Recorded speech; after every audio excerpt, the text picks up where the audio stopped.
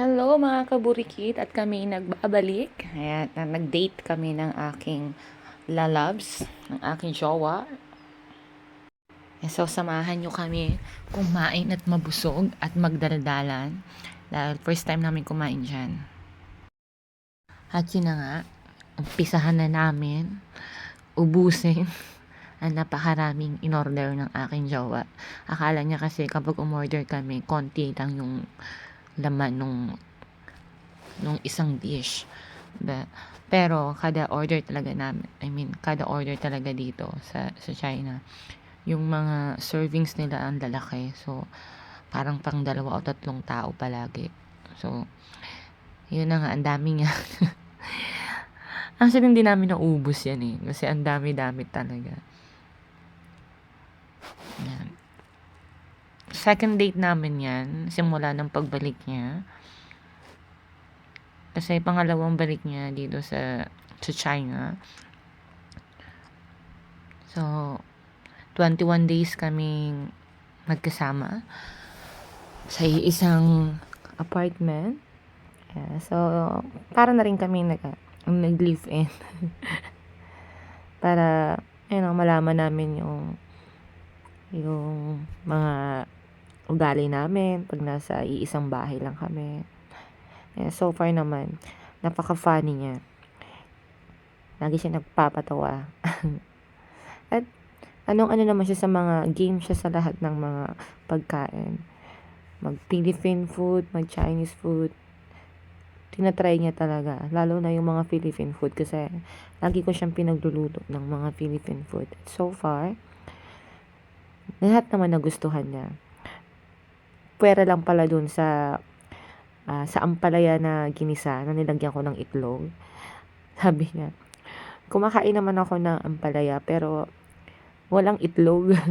Gusto niya daw sa itlog nakahiwalay sa ampalaya. So, sabi ko, okay, hindi na kita ipagluluto ng ampalayang may itlog.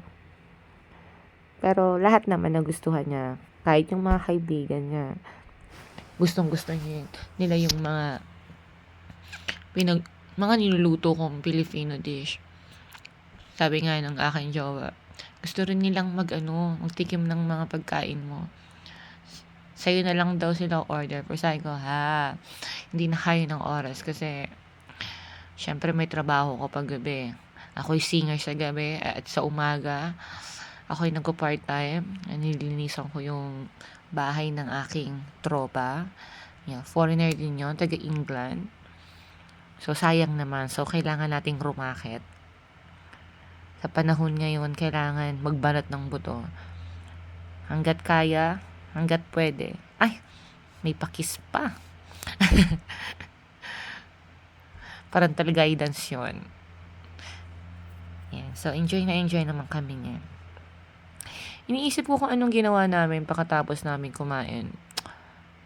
Kasi ang dami namin laging ginagawa. Palagi kaming pupunta kung saan-saan. Kasi yung aking jowa is explorer. Kumbaga, kung ako si Dora Explorer, siya naman ano bang tawag sa lalaking explorer? Pero yeah, napaka-explorer niyan tao. So, sabi niya sa akin kapag nandun na ako sa Poland, lagi kaming magagala. Libutin daw namin ang buong Europe dahil yun yung hilig niya. Mahilig din siya mag-hiking, mag-skydiving. Pero yung mga isa roller coaster, yun lang talaga hindi ko kayang gawin. Diyos ko. One time ko nang tinarayan sa Enchanted Kingdom, pero feel ko naiwan yung kaluluwa ko sa taas. So, hindi ko na inulit yon. Huling beses na nagtry ako sumakay sa mga ganon, 2012 pa. Hanggang ngayon, hindi na ako sumasakay sa kahit na anong mga rides. At medyo na-trauma ako. Kasi pakiramdam ko talaga nung time na yun, naiwan yung kaluluwa ko sa taas. So, yun na nga, konti na lang. Konti na. Konti pa lang yung nakakain namin. Hindi namin yung kayang ubusin. Pero syempre ako, dahil malakas akong lumamon. Sige. Alam ko isang rice lang naman in order ko dyan eh. Kasi Hindi ko kaya magmaraming rice kapag magmaraming ulam. Kasi hindi na ako makakainom ng maraming tubig. Go jowa, kaya mo yan. Natatawa ako kasi may in-order siyang isang dish na ginawa niyang 2. Kasi sabi niya, paborito ko yan. Alam ko gusto ko yan. Nung pagdating ng order, ang dami. Sabi niya, nasisisi ako, ba't ko in-order yan? So, yun na nga. Nakatapos namin yung kumain, tinake out ko yan, binigay ko yan sa aking kaibigan na si Curvy. Ay, hindi. Hindi pala yan yung binigay ko kay Curvy kasi kumain pa kami ng Japanese food. Yun yung binigay ko pala kay Curvy. Hindi namin naisama ang aking mga kaibigan kasi date naming 2 to. Kasi sabi niya, baby, pwede ba tayong kumain sa labas? Yung ako naman pipili kung saan tayo kakain. Akala mo naman alam na alam dito. Akala mo naman alam na alam niya na kung anong pasikot-sikot dito sa China. Ako nga na 1 taon na dito, hindi ko pa alam. Pero siya, sige, okay, pili ka. Pero, okay naman yung napili niya kasi masarap naman. Masarap naman yung mga pagkain. Tsaka alam nyo ba, guys, na sa dami ng mga in-order niya, ang binayaran niya lang is like 300 plus RMB. So, sa Philippine money, mga 2,000 plus. Mga 2,000 plus. Pero, sobrang dami naman na yan. Tsaka, ang sasarap. Yung nakikita nyo sa unahan, beef yan. Yung isa, pork. Tapos yung chicken. Tapos yung sotanghon nila na napakasarap. Gusto ko yung sotanghon kasi nila ang daming lahok. Hindi tinipid ba? Kaya halos maubos ko rin siya. So, sobrang sarap. Minute ko na lang, guys, kasi kung ano yung pinag-uusapan namin. Nakakahiya naman na marinig nyo yung mga pinag-uusapan namin. May parental guidance din dyan. Kaya, mute ko na lang. Pero, syempre, ang sarap sa feeling kasi yung kahit na magkalayo kami 2, yung lagi niyang ginagawa yung lahat para mapasaya niya ako. Alala ko nung pagbalik niya, sinundo ko siya sa labas ng hotel kasi nagrenta nga kami ng hotel. Sabi niya, baby, hindi ko alam kung saan yung eksaktong hotel na nirentahan natin. Okay, so lumabas ako. Asan na ba yun? Pakita namin. Yung tipong mga nakikita ko sa airport na yung tatakbo ba talaga? Tapos yayakapin ka, napakahigpit. Oh my gosh. Oh my gosh na lang ako. Pero oo nga, yun na nga. Na-feel ko din naman yun. Kasi miss niya na ako. Ang time na yun. I'm so happy, baby, to see you. Miss ko naman siya, pero hindi ko lang in-expect na yung tatakbo siya para akapin niya ako. Wala naman kasi siya nung bit-bit na maleta. Kasi yung maleta niya, iniwan niya sa hotel niya, sa Hyatt Hotel. Kasi doon talaga sila naka-check-in. Then, nagrenta na lang siya ng another hotel para sa amin. Para lagi kami magkasama araw-araw. Kaya magkasama kami for 21 days. Tapos yan, back to normal. Then, babalik siya after 2 months again. Kasi, hindi sila pwede magstay ng matagal dito sa China kasi business trip sila palagi dito. By the way, ang trabaho pala ng aking jowa, about sa car. Yan, sila yung mga nagsusupply dito sa ibang mga car like Mazda, BMW, Yan yung business na pinagkakabisihan nila dito sa China. Ay, kabayo. Ay, kabayo pa talaga. Kasama talaga yun, guys. Oh, speaking of kabayo, paboritong word niya yan. Lagi niya akong ginagaya. Ay, kabayo. Ay, kabayo. Gustong gusto niya yan.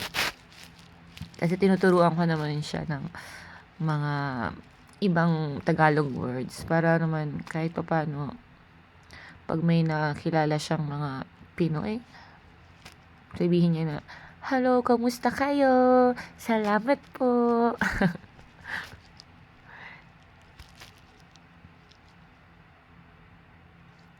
Ayan, sige, hala, kain lang kayo. Kain lang, kain. Kain habang nagchichikahan ng dalawa.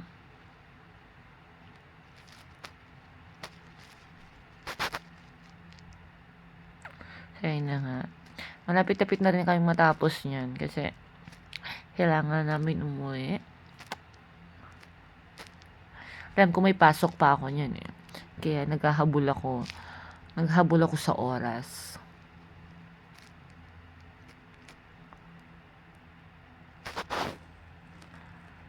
Pinaghati-hati ko lang kasi din yung oras kapag yung may free time siya. Tas ako, yeah. Para kasi akong housewife. Housewife agad. Yeah. Pagkatapos ng pagiging housewife, yeah, tatrabaho naman ng racket. Pagkatapos ng racket ko, kasi yung racket ko 3 to 4 hours eh. Swerte na lang kapag 3 hours, kapag medyo yung feel kong magaan yung pakiramdam ko, ang bilis kong kumilos, bilis kong maglinis ng bahay. Kasi medyo malaki din yung bahay. 3 kwarto yon. Yung sala, laki din. May balcony, then kusina. Tapos, sa kusina kasi nilinisan ko. Talagang, as in, madaming platong, hugasan. Tapos, mamantika talaga yung lutuan, yung lamesa. So, medyo natatagalan ako. Doon lang talaga ako natatagalan. Tapos, yung mga plato pa kasi na ginagamit ng barkada ko, ang bibigat. Ang bibigat na mababasagin. Yung mamahalin ba, isang beses na ko, nabasag ko yung isa.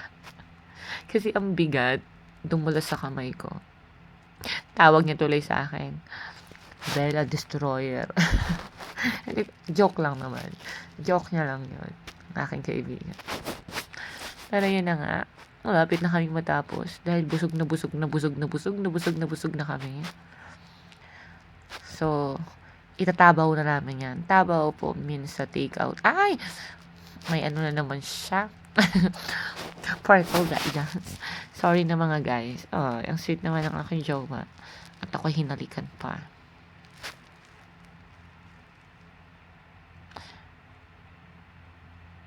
Sige, kaya mo. Explain ka pa.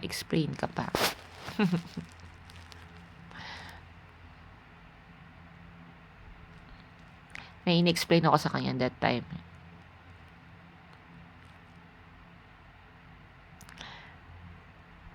Grabe makatitig ang aking jowars. Puging-pugi talaga ako sa aking jowa na yan. Kahit bagong gising. Sabihin ko sa kanya, "Baby, why are you so handsome? And why you're so white?" Kulang na lang palitan ko na yung kulay niya eh. Sabi ko sa kanya, "Palit kami ng kulay, akin na lang yung kulay mo, sa'yo na yung kulay ko." Kasi gustong-gusto niya yung kulay ko. Tinatawag niya nga ako minsan brownie. Sabi ko, huwag mo kong tatawagin brownie. Eh, pag tinawag mo akong brownie, para na lang akong aso. Pero tuwa-tuwa siya sa kulay ko eh. Kasi sa kanila, yung kulay ko, sikat daw. Kasi, alam mo naman, mga puti, gusto nila, maging maitim sila. Eh, sa mga Pinoy naman, karamihan sa Pinoy, gusto magpaputi. So, baliktaran lang. At yun na nga, maraming salamat sa sa pakikinig sa akin. Sa panonood ng aming vlog ng aking Jowaers. Hanggang sa muli, mga kaibigan, mga kaburikit. Yan, at itatabaw ko na nga takeaway. So, see you next time again, mga kaburikit. Maraming salamat.